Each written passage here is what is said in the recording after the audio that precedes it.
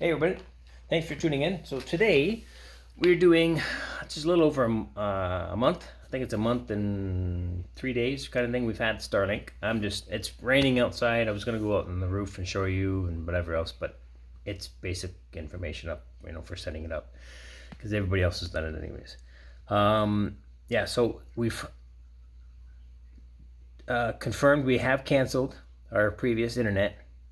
Um, it's like I said, it's piss and rain. We got one of these weather warnings of tons of rain being dropped today and some wind and whatever else happening. So we got a pretty good storm today. And I did a test this morning before I went outside. I think it was like 8:30, quarter to 9-ish.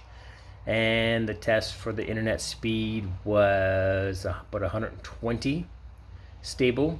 It fluctuated, about 120 megabytes. So normally when we have rain or any other storm, if it's windy, if I don't know, a bird's flying by and it's looking at us crooked, the ExploreNet would drop down from 25 megabytes down to sometimes 6, sometimes 5, and as low as I think it was 0.9, 0.8 megabytes per second.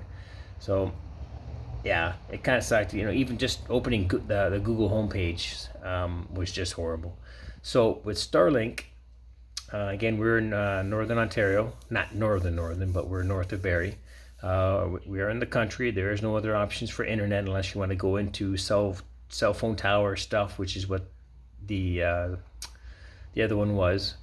And it pretty much needs to be line of sight, if I remember correctly. The technician came and went up, and we have one of those towers attached to the house, the old-fashioned radio signal tower type of things for television.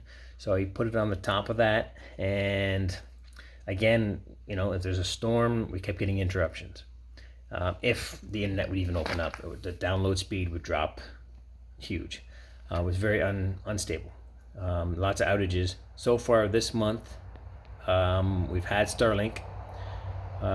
We have not had any interruptions. I have not seen, I keep saying sorry. I have not seen the internet test, and I do test it quite a bit on the computer itself, not Wi-Fi, but because Wi-Fi can vary, and the router is right beside me. So, but anyways, when I do the computer test for the download speed itself, it has not dropped below 100.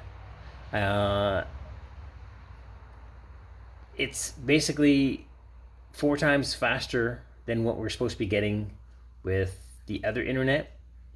And if you look at the actual download speeds, 6, 7 times faster, because we had a 25 megabyte package, and whenever I did a test, whenever there's an interruption, it was always less than 25, 17, 10, 0.9, that kind of thing. So right now I've seen it as high as 180 to 210, I think it was.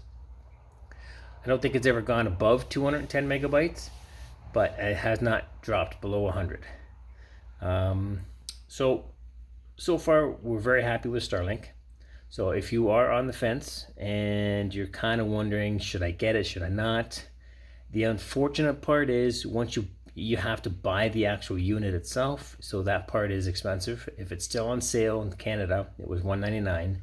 If not, it's like $600 or $700 for the dish and stuff. But you also have to make sure you order the cable adapter.